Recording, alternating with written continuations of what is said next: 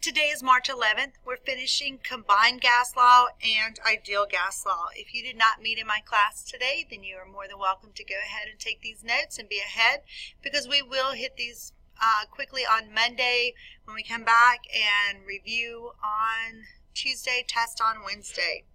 So our combined gas law is going to be the addition of it's going to have all four variables. We notice pressure and volume are the numerators. Temperature and number of moles are the denominators. So it's going to include two of all variables.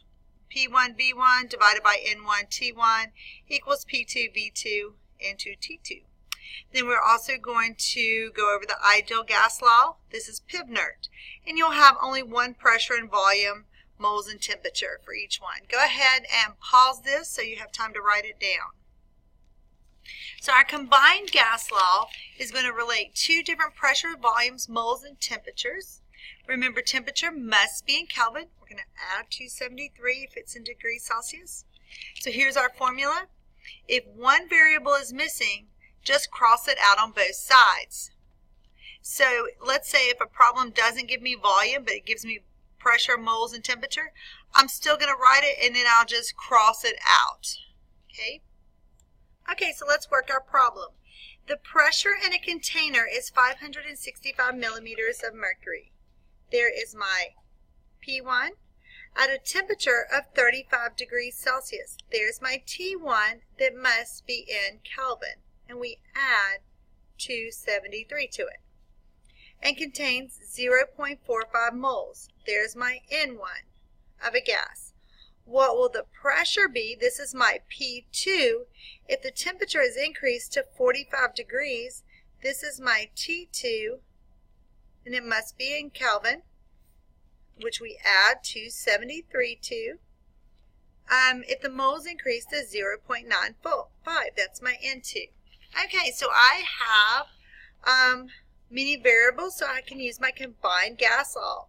P1 V1 equals N1 T1 equals P2 V2 divided by N2 T2. Did I just say equals? That doesn't equal, that divides. Okay, so we're going to circle our unknown. P2.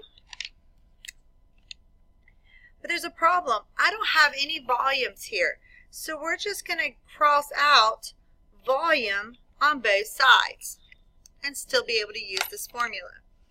So our formula will be P2 equals anything the unknown multiplies with becomes the denominator, so N1 T1, and the rest is on top, P1 N2 T2, because all of this multiplies. So if we did have a volume, we would put our volume here. Then we're going to plug it in. Our pressure 1 is 565 millimeters of mercury here, times our N2, which is 0.95 moles, times our T2, which is 45 degrees plus 273, so we can write 45 plus 273. If that confuses you, just go ahead and write 318K up above it, whichever, or instead of the 45 plus 273. Then we're going to divide by N1, which is 0.45 moles, times my T1, which is 35 plus 273, goodness gracious, 273, which is also 308K. So we plug it into the calculator, and this is how we're going to plug it into the calculator. 565 times 0.95 times 318. Then we hit enter, and we divide by 0.45. 0.45, and then divide by 308. Everything on the bottom divides, so we never hit multiply at the bottom, and we get 1,231.50 millimeters of mercury. If you're one of the students that likes scientific notation, we've got two sig figs here, so 1.2 times 10 to the third millimeters of mercury. and that's our combined gas law. Now let's look at our ideal gas law. The ideal gas law is our PIV-NERT, so it relates all four gas variables. The volume must be in liters because our units for our R value are in liters. The temperature must be in Kelvin because our R value units are Kelvin.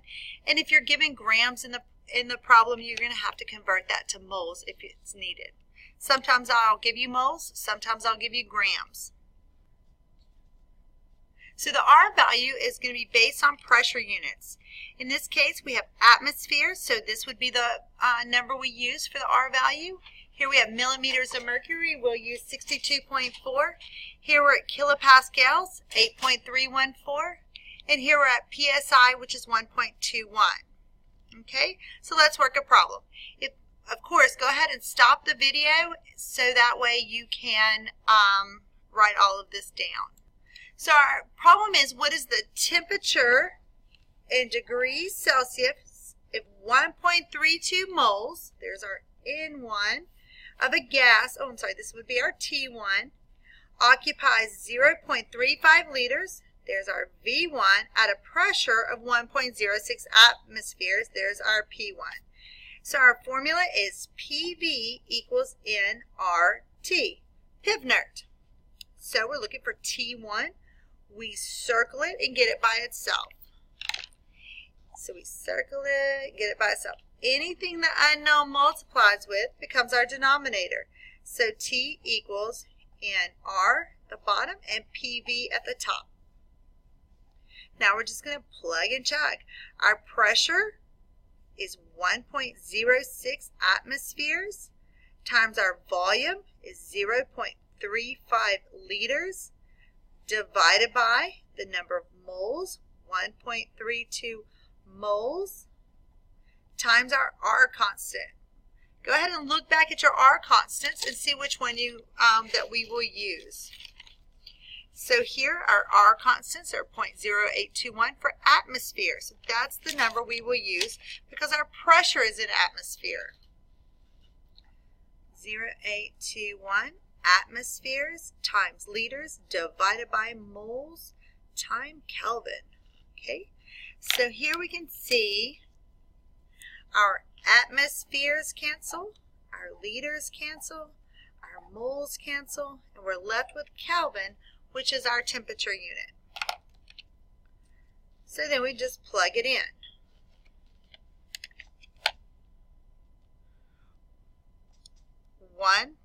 .06 times 0.35, enter, divided by 1.32, divided by 0.082, enter, and we get 3.43 Kelvin. So our answer is 3.43 Kelvin. But I don't want it in Kelvin, I want it in degrees Celsius. So we subtract 273 from that. And we get negative 269.57 degrees Celsius. And that is our final answer. Okay, so now on our worksheet that we're going to do with this, I want you to make sure you pay close attention to number 7. Here we're given grams. So we've got to make sure we change that to moles before we begin. Okay, and also watch your combined gas law. We now have a liter, but we're missing another variable instead. If you have any questions, email me.